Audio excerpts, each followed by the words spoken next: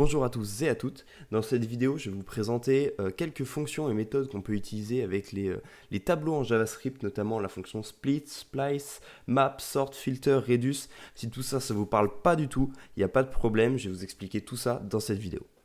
Donc ce qu'on va faire, c'est qu'on va commencer par déclarer un simple tableau, d'accord? On va lui donner des valeurs qui vont être pour le coup des nombres, donc on va mettre des nombres un peu aléatoires. Et on va démarrer avec les premières fonctions.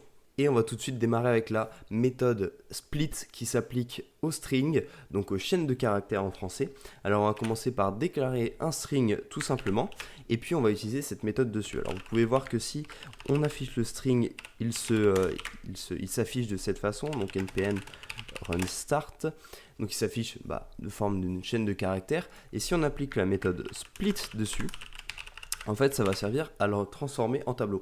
Alors, si on met split avec rien entre les crochets, entre guillemets, pardon, ça veut dire que pour chaque caractère, ça va créer une case du tableau différente. Si je mets un espace, ça veut dire que ça va créer une case pour chaque espace. Donc, en fait, ça va créer un tableau avec tous les mots de ce string-là. Donc, je pense que vous avez compris comment ça fonctionne si je mets un V pour chaque V. D'accord ? Ok, maintenant qu'on a notre tableau, on va apprendre la fonction join qui est aussi simple en fait que la fonction split, c'est la même chose, c'est la même chose mais dans l'autre sens. C'est-à-dire que là, ça va créer un tableau avec le split, puis le join avec du coup le join et le retransformer en string. Alors si je prends mon tableau par exemple, mon tableau qui a un x, je ne sais pas pourquoi, je peux le join et là, ça va retrouver un string. On peut le join avec des tirets par exemple, des espaces, voilà, d'accord ? Donc ça, c'est deux fonctions assez basiques qu'il faut connaître, d'accord ? Ok, maintenant qu'on connaît ça, on va pouvoir passer aux méthodes principales. Alors pour démarrer, on va voir la fonction splice, d'accord ? La fonction splice qui est très simple. On va lui passer en paramètre, en fait, si vous voulez, un start, un end et une valeur modifiable. Une valeur à modifier, pardon. Donc, on va commencer par print le tableau. Le tableau qui s'affiche dans la console. On peut voir que si je veux supprimer, par exemple, le chiffre 5, eh bien, on sait qu'il est à l'index 2. Pourquoi ? Parce que 0, 1 avec le 2 et 3. D'accord ? Donc pour faire ça, je vais faire tableau.splice, donc CO2. Ensuite, je veux supprimer qu'un seul chiffre, d'accord ? Donc 1, puisque je veux supprimer que le 5. Si j'aurais mis 2, par exemple, ça aurait aussi supprimé le 8. Et maintenant, je vais réafficher mon tableau, d'accord ? Tableau. Donc là, on peut voir qu'on a bien supprimé le 5. Imaginons, on ne veut pas le supprimer, on veut juste le remplacer par une autre valeur. On met une autre virgule, et ici, on met par quoi on veut le remplacer. Si je veux le remplacer par je, ça le remplace. Et je peux mettre encore un autre 5, je peux mettre un 8, je peux mettre n'importe quoi. En fait, ça va le remplacer. Pareil, ici, si je mets 2, si je mets 2, tac, ça va aussi enlever le 8. D'accord ? Et donc ici, on peut logiquement mettre une array.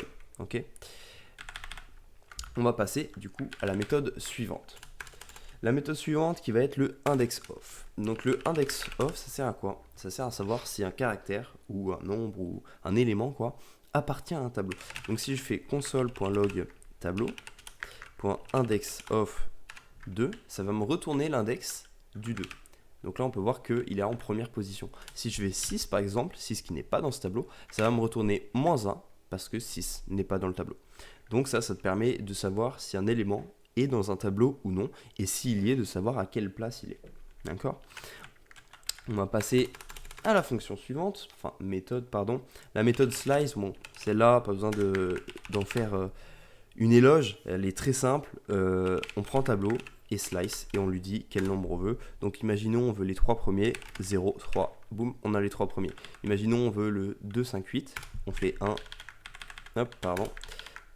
4, et on a le 2, 5, 8.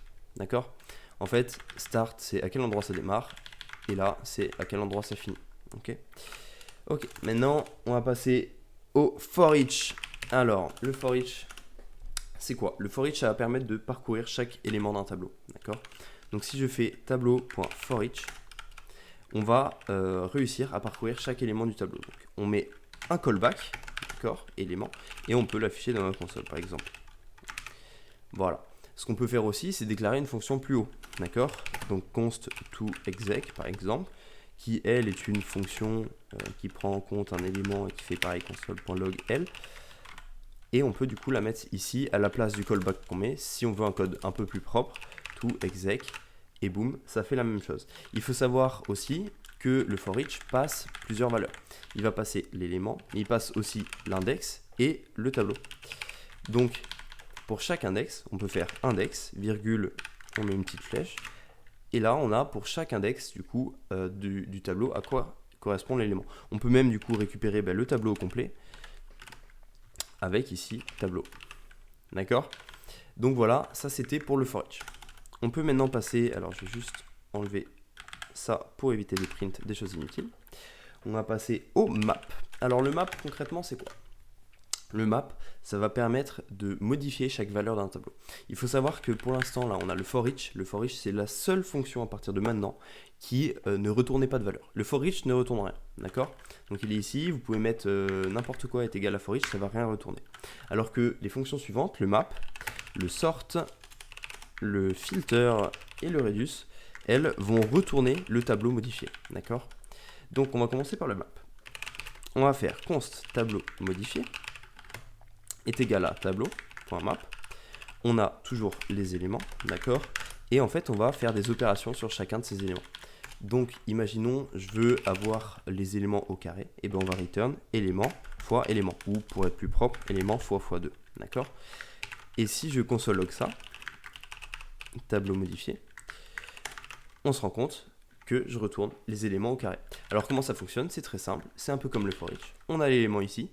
On peut même avoir le i et le tableau, enfin, ça vous connaissez. On a l'élément et on return du coup, donc le même élément, mais plus 1 ou ce qu'on veut en fait. Là, c'est l'élément traité qu'on va retourner. Donc si on veut rajouter par exemple après l'élément un petit tiret, on peut faire ça. Et du coup, on a chaque élément séparé avec un tiret. D'accord? Donc ça, c'était pour le map. Le map qui est très utile notamment en React aussi pour faire des traitements rapides sur les tableaux. On peut le faire directement dans le render du component. Ok. On a maintenant le sort qui permet de trier un tableau. On va faire directement un console log, donc tableau.sort. Le sort, lui, il va prendre plusieurs trucs. Il va prendre un A et un B. Alors, le A et le B, ça correspond à quoi? En fait, le A et le B, ça va être deux éléments du tableau différents qu'on va devoir comparer. D'accord? Si on estime que le A est supérieur au B, c'est-à-dire qu'on veut le mettre au-dessus, alors on doit renvoyer 1. Si on estime que le B est supérieur au A, c'est-à-dire que le B doit être au-dessus du A, alors on renvoie -1. Et si on estime que A est égal à B, alors on renvoie 0. D'accord? Et donc comme c'est des chiffres, ça peut se faire très facilement. If A supérieur à B, ben return 1. If A inférieur à B, ben return -1. Et sinon, return 0. Alors, il faut savoir qu'on ne peut pas faire qu'avec des nombres. On peut faire avec des strings, on peut faire avec des objets, de ce qu'on veut, des dicts. Il suffit que dans notre condition, en fait, on renvoie 1, -1 ou 0 en fonction du placement de l'élément. D'accord? Donc ça, si on console log ça, on peut voir qu'on a trié par ordre croissant, en fait, notre tableau. Maintenant, on a la fonction filter. La fonction filter, elle sert à quoi? Elle sert en fait à filtrer des éléments. Imaginez, je vous dis, je veux ce tableau, mais dans ce tableau, je veux que les valeurs qui sont supérieures à 10 ou que les valeurs qui sont supérieures à 5. Et bien c'est là où on va utiliser filter. Pourquoi? Parce qu'on va récupérer un certain nombre de valeurs, mais pas toutes. Donc tableau.filter, L, donc pour l'élément, d'accord? Et on retourne true si on le veut conserver l'élément dans le tableau et false si on ne veut pas le conserver. Donc if élément est supérieur à 5, on return true. Hop, pardonnez-moi. Supérieur à 5, return true. Sinon, return false. Alors, j'ai fait une petite erreur. Il me manque une parenthèse. Et voilà, 8, 9, puisqu'on n'a que des éléments supérieurs à 5. Maintenant, on peut passer au dernier, qui s'appelle le reduce. C'est le moins utilisé, le plus compliqué, mais il est néanmoins très utile. D'accord? Alors lui, il va servir à quoi? Il va servir à faire des opérations entre tous les éléments du tableau, du style une somme, ou multiplier tous les éléments d'un tableau, ou les mettre au carré, les additionner, les machins. En fait, une fois qu'on doit faire une opération entre tous les éléments du tableau, c'est forcément un reduce qu'il faut utiliser. Donc tableau.reduce, celui-là, il va prendre un A, un B. Le A, ça va être l'élément d'avant, et le B, l'élément d'après. Donc ici, l'élément d'avant, ce sera le 1. Ensuite, le B, du coup, ce sera le 2. Puis, à l'itération d'après, le A, ce sera le 2. Puis le B, le 5. En fait, si vous voulez, ça prend au début une valeur par défaut, on va dire 0. Et si on return A plus B, ça va faire 0 plus 1. Et le A va se transformer en 0 plus 1. Donc ça va faire 0 plus 1 plus 2. Vous voyez ou pas? D'accord? Donc vous allez comprendre ça très rapidement. Donc là, on a le tableau.reduce. Dans le reduce, il nous faut une valeur par défaut. En valeur par défaut, on peut mettre un string, on peut mettre un nombre, on met ce qu'on veut. Nous, on va mettre 0, puisqu'on va essayer de faire le carré de chaque nombre.